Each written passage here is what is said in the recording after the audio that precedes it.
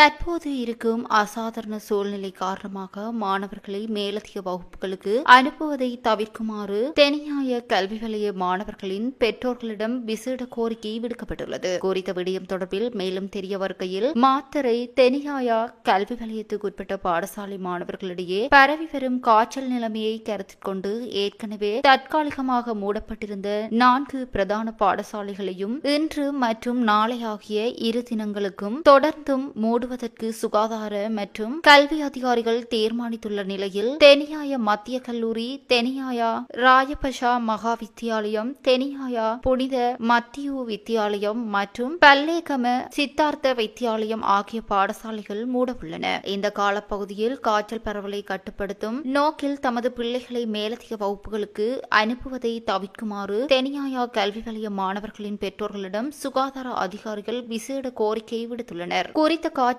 நிலைமை தொடர்பான மேலதிக விசாரணைகளை முன்னெடுப்பதற்காக கொழும்பிலிருந்து சென்றுள்ள விசேட மருத்துவ குழுவினர் தெனியாயா பகுதியில் தமது முதற்கட்ட பரிசோதனைகளை தற்போது ஆரம்பித்துள்ளமையும் குறிப்பிடத்தக்கது.